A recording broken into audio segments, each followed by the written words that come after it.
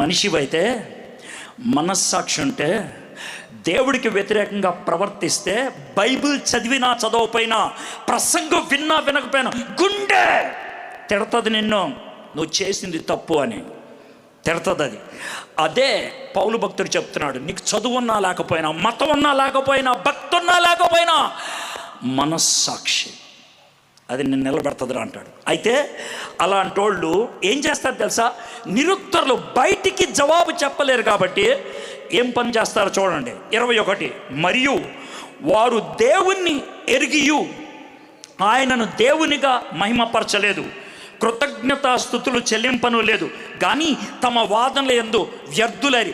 నేను గట్టిగా ప్రసంగం చేస్తే కొంతమంది చేసే పన్నెడ చెప్పంటారా, కనీసం నాకు షేక్ హ్యాండ్ కూడా ఎవరు వెళ్ళిపోతారు. అరే నువ్వు వెళ్ళిపోతే నాకు పోయేదేం లేదు రా, రే నాకు పోయేదేం లేదు. దాంతో ఒక విషయం అర్థమవుతుంది, నీ మొహం పగలగొట్టేటట్లు మాట్లాడానని. అందుకే నా దగ్గర కూడా రావడానికి నీకు ఇష్టం రావట్లా. అర్థమైంది నాకు. ఒక విధంగా నువ్వు మంచోడురా, ఎందుకు తెలుసా, సిగ్గుతో తలంచుకొని వెళ్ళిపోతున్నావు, భయంతో మొహం చూపించలేకుండా వెళ్ళిపోతున్నావు. కొంతమంది దరిద్రులు ఉంటారు, వాళ్ళు చేసే పని చెప్పంట, అన్నా సూపర్ మాట్లాడేవన్నా, మా వాళ్ళంతా దులిపేసావు కదా అని ఆ మాట ఎందుకు అంటాడు తెలుసా, నాకు తగలలేదన్నా అంటానికి. అంటే వాడు దున్నపోతు అన్నమాట, మీద వర్షం పడినా కూడా వాడికి తెలియదు, వాడు దున్నపోతు. అలాంటి వాళ్ళు కూడా ఉన్నారు ఇక్కడ కూర్చున్న వాళ్ళు, అలాంటి వాళ్ళు కూడా దున్నపోతులు అంటాడు. అంటే తెలుసా, ఇలాగ గొంతుకు చిచ్చుకొని అరిసిన తర్వాత చివరికి వచ్చే మాట, సూపర్ మాట్లాడేవన్నా, నీ దగ్గర నుంచి మార్కుల కోసం నేను ఇలా మాట్లాడింది, నీకు దగ్గర నుంచి ఒక దండను పొందడానికి నేను మాట్లాడింది, నీ మొహం బాగుపడాలనరా, అది విషయం. కానీ నీకు ఎక్కపోతే నేనేం చేయను, దేవునికి కృతజ్ఞతాస్తుతులు చెల్లించలేదండి. దేవునికి కృతజ్ఞతాస్తుతి చెల్లిపోతే ఆయనకి ఏమన్నా పోద్దా, నీకు పోద్దా, నీకు పోద్ది, ఆయనకు పోయేది ఏమీ లేదు. ఇది స్టేజ్ 1. 22వ వచనం, వారి అవివేక హృదయం అంధకారమాయన, తాము జ్ఞానులమని చెప్పుకొనుచు బుద్ధిహీనులైరి. అంటే మాకు బాగా తెలివితేటలు ఉన్నాయి, మా స్టైలే వేరు, మా కల్చరే వేరు, మా లాంగ్వేజే వేరు, మా బతుకే వేరు. అరే నీకు జ్ఞానం లేదురా, బుద్ధిహీనుడా, అది బైబిల్ అన్నమాట. నీకు బుద్ధి లేదు, you don't have basic thing. అలాంటి వాళ్ళు ఏం చేస్తారంట, వారు అక్షయుడకు దేవుని మహిమను క్షయమగు మనుషుల యొక్కయు, పక్షుల యొక్కయు, చతుష్పాద జంతువుల యొక్కయు, పురుగుల యొక్కయు ప్రతిమా స్వరూపంగా మార్చిరి. దేవుడు మన హృదయంలో ఒక సింహాసనం పెట్టాడు. ఎందుకని? దాని మీద ఆయన కూర్చోవాలని. ఒకవేళ ఆయన్ని పక్కకి పంపించేస్తే దాని మీద ఎవరినో ఒక దాన్ని కూర్చోపెట్టాలి, ఎవడో ఒకరిని కూర్చోపెట్టాలి, దేన్నో దాన్ని కూర్చోపెట్టాలి. కొంతమందికి బాయ్ ఫ్రెండ్స్ ఉంటారు, కొంతమందికి గర్ల్ ఫ్రెండ్స్ ఉంటారు, కొంతమందికి జూదం, కొంతమందికి మత్తు, కొంతమందికి పోర్నోగ్రఫీ, కొంతమందికి మాస్టర్బేషన్, కొంతమందికి మల్టిపుల్ సెక్స్ పార్ట్నర్స్. అది నీ సింహాసనం. అక్కడ కూర్చోబెట్టాం, అక్కడ కూర్చోబెట్టాం. కోనసీమ ఏరియాలో దేవుళ్ళకి కొద్ది సాక్షిని చంపుకుంటే ఎవడ పడితే వాడు దేవుడు అవుతాడు, ఎవత పడితే అది దేవత అవుతుంది. అందుకనే ప్రేమలో పుట్టినప్పుడు పడినప్పుడు నువ్వు నా దేవతవే అంటాడు, పెళ్ళైన తర్వాత నువ్వు నా రాక్షసివే అంటాడు. అవునా కదా? నా బంగారం, నా డార్లింగ్, నా ఏంజల్. ఇది పెళ్ళికి ముందు. పచ్చిగా చెప్పాలంటే ఆ అమ్మాయి నీతో పడుకోకముందు. బస్ ఒక్కసారి పడుకుంటే లాంగ్వేజ్ మారిపోతుంది, లాంగ్వేజ్ మారిపోతుంది. ఎందుకో తెలుసా? దేవుణ్ణి ఆ సీట్లోంచి తీసేసాం మనం. అలాంటప్పుడు దేవుడు కోపం రాదా? వస్తుంది, ఖచ్చితంగా వస్తుంది. దేవుడికి ఎందుకు కోపం వచ్చింది? మన భక్తిహీనతను బట్టి. మన భక్తిహీనతలో దేవుణ్ణి గుర్తించలేదు, దేవుణ్ణి తొలగించాము, దేవుడి ప్లేస్లో ఇంకొక దాన్నో ఇంకొకన్నో పెట్టో దేవుడు అన్నాం. ఇది మొదటి 23వ వచనం దాకా. ఇప్పుడు 24. ఈ హేతువు చేత, ఆ కనెక్షన్ వర్డ్ చాలా బాగుంటుంది. దేవుణ్ణి సీట్లోంచి తీసేసావు కాబట్టి, దేవుణ్ణి సీట్లోంచి తీసేస్తే నీకు ఇష్టం వచ్చినట్లు వ్యవహరిస్తావు. గుర్తుపెట్టుకోండి, మీరు ఒక స్కూల్కి వెళ్ళారు, 10 క్లాస్ రూమ్లు ఉన్నాయి. స్కూల్లోకి ఎంటర్ అయ్యారు. ఒక పక్కన ఒక క్లాస్ రూమ్ నుంచి బాగా గొడవ వినబడుతుంది. దాని అర్థం ఏంటి? ఆ క్లాస్ రూమ్లో మాస్టర్ లేడని అర్థం, టీచర్ లేడని అర్థం. సింపుల్. టీచర్ లేకపోతే ఇష్టం వచ్చినట్లు వ్యవహరిస్తాం. అదేవిధంగా నాకు ఎవడో లేడు పైన, నాకు ఎవతి లేదు పైన, నా ఇష్టం అని అనుకునేటువంటి సమాజం యొక్క పరిస్థితి ఎలా ఉంటుందో ఇక్కడ రాస్తున్నాడు. ఈ హేతువు చేత దేవుడిని తీసేసావు ఒక సీన్లో, దేవుడు లేడన్నట్లు బ్రతుకుతున్నావు కదా, నా ఇష్టం అన్నట్లు బ్రతుకుతున్నావు కదా. ఈ హేతువు చేత వారు తమ హృదయముల దురాశలను అనుసరించి తమ శరీరములను పరస్పరము అవమానపరుచుకున్నట్లు దేవుడు వారిని అపవిత్రతకు అప్పగించెను. మీరు చివరిలో విన్నారు లేదు నాకు తెలియదు, మళ్ళీ చదువుతాను చూడండి. దేవుడు వారిని అపవిత్రతకు అప్పగించెను. విన్నారు లేదో, మళ్ళీ చదువుతాను వినండి. దేవుడు వారిని అపవిత్రతకు అప్పగించెను. ఎవరు అప్పగించారు? దేవుడే. దేవుడే అప్పగించాడంట అపవిత్రతకి. ఎందుకు సార్ దేవుడు అలా చేశాడు? దేవుడు కరుణా సంపన్నుడు కదా సార్, దేవుడు దయ కలిగిన వాడు కదా సార్, దేవుడు కృప కలిగిన వాడు కదా సార్ అంటే, దేవుడు నిన్ను తయారు చేసినప్పుడు స్వేచ్ఛతో తయారు చేశాడు ఆయన. నీకు స్వేచ్ఛ లేకపోతే ఎంపిక లేదు, స్వేచ్ఛ లేకపోతే ప్రేమ లేదు, స్వేచ్ఛ లేకపోతే ఆరాధన లేదు. స్వేచ్ఛ నీకు ఇవ్వాలి, ఇచ్చాడు. కాబట్టి దేవుడు ఆ స్వేచ్ఛను ఎప్పుడు ఉల్లంఘించడు. ఏయ్ అని మధ్యలో ఆపచ్చుగా ఆపడో, బతిమలాడతాడు. 10 మందిని పంపించి చెప్పుతాడు, వినకపోతే పాహ అని వదిలేస్తాడు. ఇక్కడ జరిగింది అదే. ఈ హేతు చేత వారు తమ హృదయముల దురాశలను అనుసరించి తమ శరీరములను పరస్పరము అవమానపరుచుకున్నాడు. శరీరాన్ని పరస్పరము అవమానపరుచుకోవటం అంటే ఏంటి చెప్పంటారా? మీలో చాలామంది ఉపయోగించే డైలాగులు చెప్తా. పెట్ట అదిరిపోయిందిరా, కలర్ బాగుందిరా, ఫిగర్ అదిరిపోయింది. ఎవరి గురించి మాట్లాడుతున్నాను? ఎవరి గురించి? ఒక అమ్మాయి గురించి మాట్లాడుతున్నా. ఫిగర్ అదిరిపోయింది, పెట్ట బాగుంది, కలర్ అదిరిపోయిందిరా. ఒక అమ్మాయిని, దేవుని స్వరూపంలో అమ్మాయిని నువ్వు ఒక ఫిగర్ అన్నావు, ఒక పెట్ట అన్నావు, ఒక కలర్ అన్నావు. దేవుడు అన్నాడు తెలుసా, పరస్పరము అవమానపరుచుకోవటం అంటే ఇదే. ఆడవాళ్ళని పువ్వులతోనూ కాయలతోనూ పోలుస్తూ ఉంటారు. నీ మొహం ఆవకాయ, నీ పెదాలు దొండకాయ, నీ కాళ్ళు బీరకాయ, ఇలా కాయలన్నీ ఉపయోగిస్తారు. ఇది అంత బయాలజీ, బాటనీ. అయితే జువాలజీ ఎవరికి? అబ్బాయిలకి. నువ్వు రాజస్థాన్ ఉంటే, లేకపోతే ఆఫ్రికా కోతి, ఇవి మగోళ్ళకి. అవునా కదా? దాన్ని ఎంత ప్యాషనెట్గా పాడుతూ ఉంటారో తెలుసా? వాళ్ళు మైక్ పెట్టుకొని పాడుతుంటే అది ఆంధ్ర క్రైస్తవ కీర్తనం, సినిమా అర్థం కాదు మనకి, అలా పాడతారు. ఇక్కడ రాశాడు 2000 సంవత్సరాల క్రితం, పరస్పరము దేన్ని అవమానపరుచుకుంటున్నారంట? శరీరాల్ని, రూపాల్ని మార్చుకుంటున్నారు. రే దీనికి ఫ్రంట్ బాగుంటుందిరా అన్నారు మీరు మాటలో అన్నారు.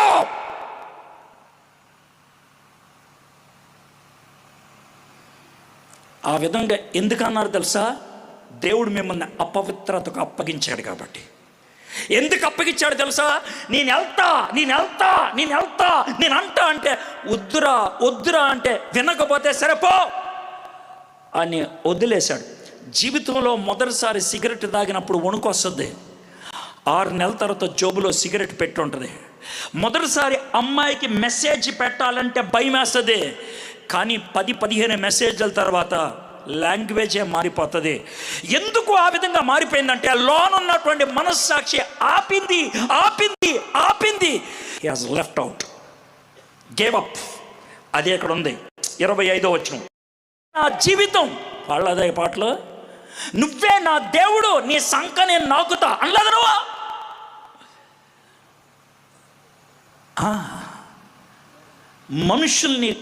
మనుషుల్ని కొలవటం మొదలుపెట్టారు. మనుషుల్ని, అర్థమైందా?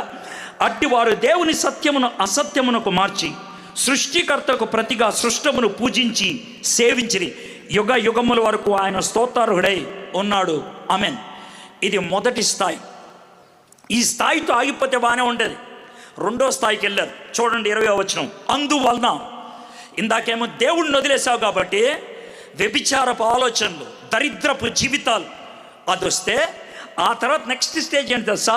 అందువలన దేవుడు తుచ్చమైన అభిలాషలకు వారిని అప్పగించను. తుచ్చమైన అభిలాషలు ఏంటి? దాని అర్థం, వారి స్త్రీలు సైతము స్వాభావికమైన ధర్మమును విడిచి స్వాభావిక విరుద్ధమైన ధర్మమును అనుసరించిరి.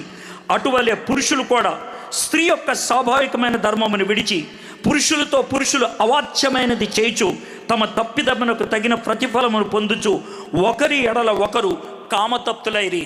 హోమోసెక్షువాలిటీ, లెస్బియనిజం, గే. మగోడు మగోడిని పెళ్లి చేసుకుంటే గే అంటారు, ఆడది ఆడదాన్ని పెళ్లి చేసుకుంటే లెస్బియనిజం అంటారు. ఈ రెండింటిని కలిపితే హోమోసెక్షువాలిటీ అంటారు. మగోళ్ళు మగోళ్ళని పెళ్లి చేసుకోవడం. ప్రపంచంలో 12 దేశాలు దీన్ని ఓకే అన్నది. జాగ్రత్త వినండి. జూన్ 18, 2022, జూన్ 18, 2022 భారతదేశపు రాజ్యాంగంలో ఒక మార్పు తీసుకొచ్చారు, అమెండ్మెంట్. ఏంటి ఆ మార్పు తెలుసా? ఒక అబ్బాయి ఇంకో అబ్బాయితో, ఒక అమ్మాయి ఇంకొక అమ్మాయితో సహజీవనం చేస్తే, వాళ్ళిద్దరూ అంగీకరిస్తే అది నేరము కాదు. పెట్టారు రూల్, భారతదేశంలో పెట్టారు.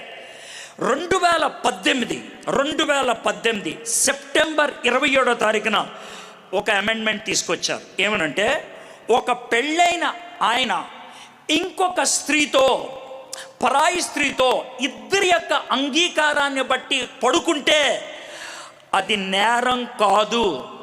అది నేరం కాదు. రాజ్యాంగంలో మార్పు తెచ్చింది భారతదేశంలో.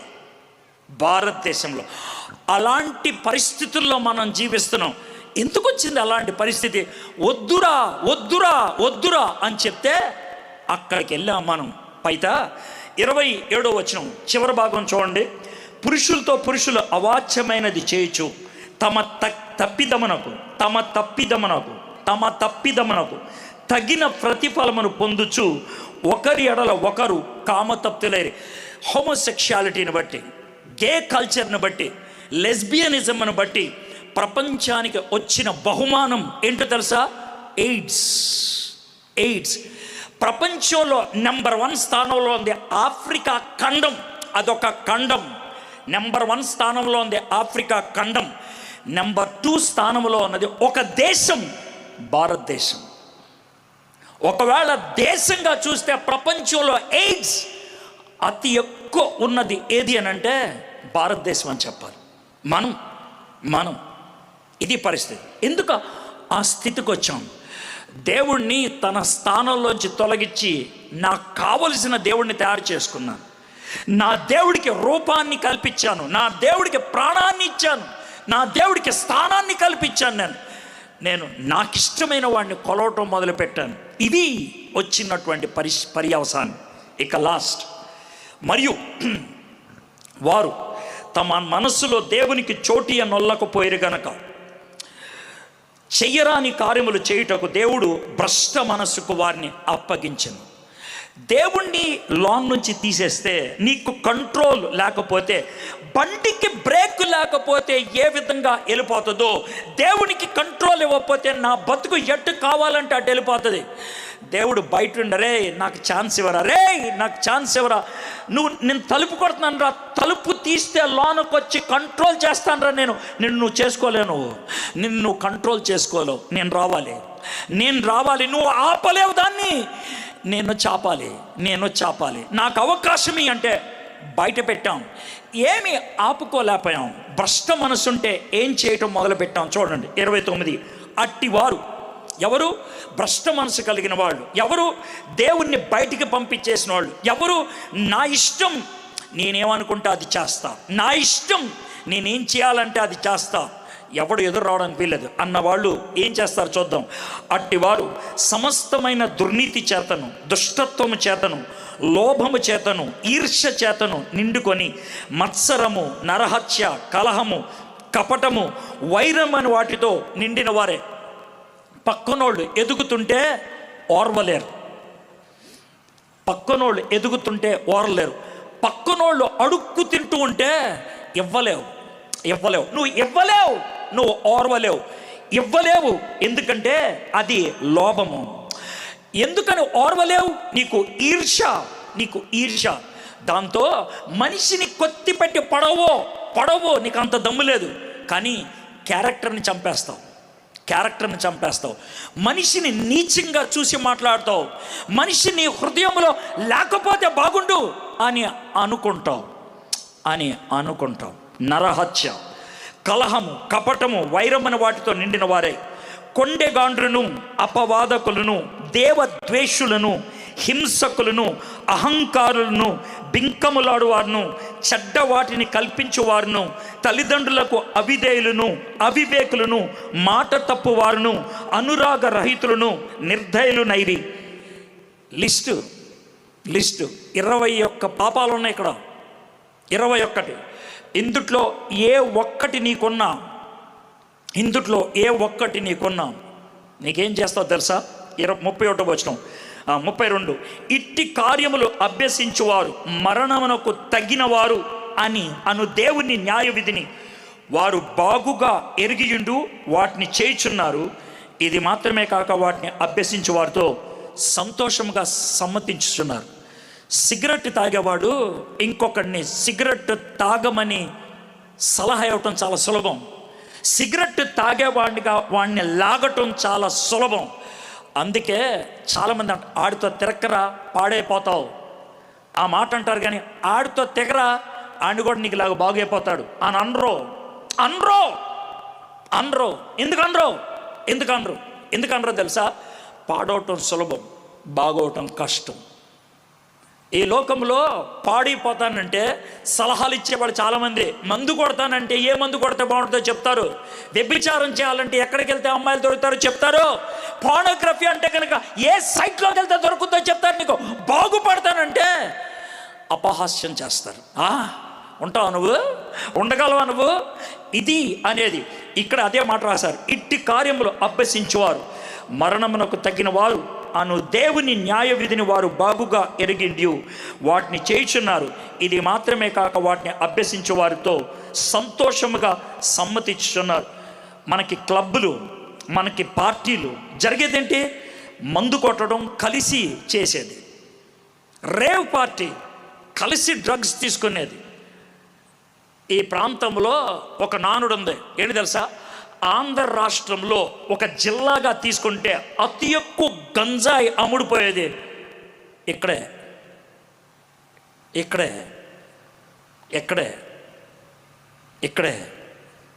మీ దగ్గరే. బహుశా ఇక్కడ కూర్చున్న వాళ్ళు చాలామంది ఆ జాతి వాళ్ళు ఉంటారు, అమ్మేవాళ్ళు ఉండుంటారు, లేకపోతే తినేవాళ్ళు ఉండుంటారు. నేను చెప్పడానికి ఎందుకు సంకోచించట్లేదు తెలుసా? నేను అక్కడి నుంచి వచ్చిన వాడినే. నేను డ్రగ్ అడిక్ట్ని. నా డ్రగ్స్ కోసం నేను క్యాబరా డాన్సర్ని అయ్యాను. బట్టలిప్పి డాన్స్ చేసా. డబ్బులు ఇస్తారంటే అది నా వృత్తి. అక్కడి నుంచి వచ్చాను నేను, అక్కడి నుంచి.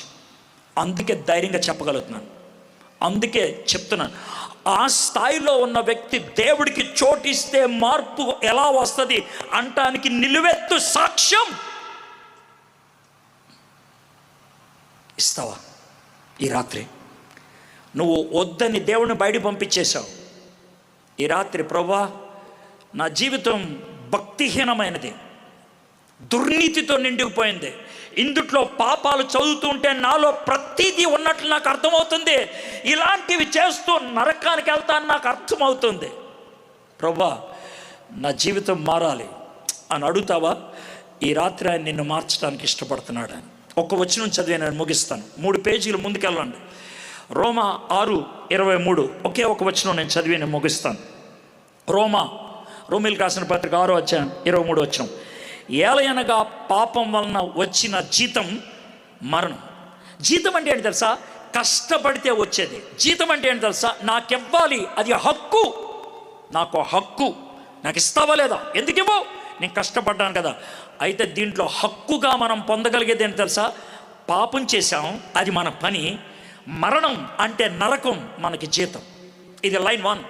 ఇక్కడ కూర్చున్నటువంటి ప్రతి ఒక్కరికి, ఇంక్లూడింగ్ మీ, నాతో కలిపి ఈ స్టేజ్ మీద ఉన్నటువంటి ప్రతి ఒక్కరికి నేను చెప్పగలేదు ఒకటి, మనందరం పాపం చేసాం, నరకంలో సీటు సంపాదించుకున్నాం అందరం నాతో కలిపి. అయితే కొందరు మాత్రం రెండో స్టేజ్కి వెళ్ళారు. అదేంటి తెలుసా? అయితే కాంట్రాస్ట్ ఉంది. అయితే దేవుని కృపావరం అంటే ఏంటి తెలుసా? మన ఇంటి వెనకాల ఉన్నటువంటి మాస్టర్ గారి పేరు కాదు అది. కృపావరం అని అంటే గిఫ్ట్, ఉచితంగా ఇచ్చింది గిఫ్ట్. ఇందాక వచ్చింది శాలరీ, ఇప్పుడు ఇదేంటి? గిఫ్ట్. శాలరీ కష్టపడితే వచ్చేది, గిఫ్ట్ ఇష్టపడినోడికి ఇచ్చేది. శాలరీ నేను కష్టపడ్డాను నాకు ఇచ్చారు, గిఫ్ట్ ఎవడో కష్టపడి నాకు సంపాదించి పెట్టించాడు. అయితే దేవుని కృపావరం మన ప్రభు అయిన యేసుక్రీస్తునందు నిత్య జీవం. దేవుడు ఒక గిఫ్ట్ ఇచ్చాడంట. ఏంటి ఆ గిఫ్ట్ అని అంటే కనుక, అయ్యగారు కొంచెం వాటర్ ఇస్తారు. వాటర్. నోబుల్ గారు ఎంతో మంచోడు, వాటర్ అడిగితే ఇచ్చారు. Thank you sir. ఏమి ఇచ్చారు సార్ మీరు నాకు? వాటర్. ఏమి ఇచ్చారు సార్ మీరు నాకు? సార్ మీరు నాకు ఏమి ఇచ్చారు సార్? అది. Thank you sir. అయ్యగారు నాకు బాటిల్ ఇచ్చాడు, నేను ఆయన ఏం అడిగాను? వాటర్ అడిగాను. Thank you sir. నేను ఆయన వాటర్ అడిగాను, ఆయన నాకు బాటిల్ ఇచ్చాడు. అంటే ఆయన చోటోడా, పిచ్చోడా, బుర్రలేదా, మూర్ఖుడా, పరిమాలనోడా? ఇది మనకు వచ్చే ప్రశ్న. కాదు. వాటర్ తీసుకొచ్చి ఇవ్వలేడు కదా, ఓ బాటిల్లో పోసి ఇచ్చాడు మనకు. ఇది ఆయన చేసిన పని. దేవుడు మనకి వరంగా ఇద్దాం అనుకున్నది ఏంటి తెలుసా? నిత్య జీవం. నిత్య జీవాన్ని ఇలా ఇవ్వలేడు. నీళ్లు బాటిల్లో పెట్టేస్తాం, భోజనం బాక్సులో పెట్టేస్తాం, భోజనం బాక్స్లో, వజ్రం డబ్బాలో పెట్టేస్తాం, ఆక్సిజన్ సిలిండర్లో పెట్టేస్తారు. దేన్నో ఎలాగ దాచిపెట్టాలో మనకు తెలుసు. ఎవడో కూడా ఆక్సిజన్ బాటిల్లో పెట్టేవరో, గ్యాస్ బాటిల్లో పెట్టేవరో సిలిండర్లో పెట్టేస్తారు. నీళ్లు ప్లేట్లు ఎవరో గ్లాసులోనే వేస్తారు. అన్నం బాటిల్ ఎవరో ప్లేట్లోనే వేస్తారు. దేన్ని ఏది మొయ్యాలో అదే ఇస్తారు. నిత్య జీవాన్ని దేవుడు మనకి ఇవ్వడానికి, ఆ నిత్య జీవాన్ని మొయ్యగలిగే ఏకైక వ్యక్తిని మనకు గిఫ్ట్ ఇచ్చాడు. ఎవరైనా? యేసయ్య. యేసయ్యను స్వీకరిస్తే నిత్య జీవం నీకు వస్తుంది. నువ్వు కష్టపడి సంపాదించుకుందే పిస్తోల్ పెట్టుకున్నాడు. అరే ఏంట్రా పిస్తోల్ అన్నాడు. చాలా డబ్బులు ఎక్కువ ఉంటాయి కదరా, గవర్నమెంట్ నాకు లైసెన్స్ ఇచ్చింది. ఓకే వెరీ గుడ్ అన్నాడు. ఆయన పర్సు పిస్తోలు రెండు కలిసి పట్టుకొని జోబులో పెట్టుకుంటుంటే పొరపాటున ఈ వేలు ట్రిగ్గర్కి తగిలింది. పొరపాటున బుల్లెట్ వెళ్ళింది, ఎదుటివాడు గుండెలో కూర్చుకుంది, చచ్చిపోయాడు పడి. పోలీసులు వచ్చారు, తీసుకెళ్ళిపోయారు. వారం రోజులు ఏడుస్తూ ఉన్నాడు. తర్వాత కోర్టులో నిలబెట్టారు. మిత్రుణ్ణి చంపాడన్నటువంటి గిలి, బాధ, అపరాధం తట్టుకోలేక తలక ఉంచుకున్నాడు. నోరు తెరవకపోతే మరణ శిక్ష విధించారు. 7 రోజుల తర్వాత ఈయన ఊరేసేయండి అని. 5 రోజులు అయిపోయింది. 6వ రోజున మిత్రులంతా కూడా ఈ జడ్జి గారి దగ్గరికి వెళ్ళి, సార్ వాడు చంపాలని చంపలేదు సార్, అందుకే తలక ఉంచుకొని ఏడుస్తున్నాడు సార్, నాకు తెలుసు వాడు నోరు తెరవకపోతే నేనేం చేయలేను సార్, ఏదో ఉన్నా చేయండి సార్. చేస్తా, మీరు అందరూ అడిగారుగా, ఒక్క అవకాశం ఇస్తా ఆడికి అని వెళ్ళారు జైల్లోకి. బాబు నీకు శుభవార్త తెచ్చా, బాబు నీకు బ్రతకటానికి జీవం తీసుకొచ్చా, జీవపు మాటలు నా దగ్గర ఉన్నాయి. ఇలా చెప్తుంటే వెనక్కు కూడా చూడకుండా పాస్టర్ వచ్చాడు అనుకోండి, పొరా అని అన్నాడు. వెళ్ళిపోయాడు జడ్జి గారు. కొద్దిసేపుకి జైలు సూపరింటెండెంట్ వచ్చి, బాబు రేపు పొద్దున్న 4 గంటలకు నిన్ను ఉరి తీస్తాం, 3 గంటలకు నీకు స్నానం చేస్తాం, ఈ లోపల నీకేమన్నా కోరిక ఉంటే తీరుస్తాం. ఏమన్నా ఉందా నీకు కోరిక అని అంటే వీడు తలక ఉంచుకోనంటే, నీకేముంటుందిరా కోరిక, ఎందుకలా మాట్లాడతాం, రే నీకేముంటుందిరా కోరిక. సార్ కొంచెం మర్యాదగా మాట్లాడండి, ఎందుకలా అంటావు. అవునరా, నీకు ప్రాణభిక్ష పెడతానికి జడ్జి గారు వస్తే చీకొట్టి పంపించావు కదా, నీకు ఇంకేముంటుందిరా కోరిక. అప్పుడు గుండె ఆగిపోయి, సార్ ఇందాక వచ్చింది జడ్జి గారా? అవునరా, ప్రాణభిక్ష పెట్టడానికి వచ్చాడాయన, నువ్వు సంతకం పెడితే తీసుకెళ్దామని వచ్చాడాయన, నువ్వు చీకొట్టావు, ఇంకేం చేయలేం. ఏడ్చి సార్ నాకు ఒక్క కోరిక ఉంది సార్. ఎప్పుడు ఏంటి అని అంటే, సార్ నేనన్న చోటుకి ఎవరు రాకూడదు సార్. ఏం చేయమంటారు దానికి? నన్ను ఉరి తీసేయండి, ఉరి తీసిన మరుక్షణం నా ఫోటో పేపర్లో వేసి కింద నేను చెప్పే మాటలు రాయండి. ఏంట్రా నువ్వు చచ్చిపోయిన తర్వాత ప్రజలు చదవాల్సిన మాటలు ఏంట్రా? చెప్తాను సార్, ఇవే నా మాటలు. మిత్రులారా, నేను ఉరికంబం మీద శిక్షను అనుభవించి చచ్చిపోయేది నా మిత్రుణ్ణి, స్నేహితుణ్ణి చంపినందుకు కాదు.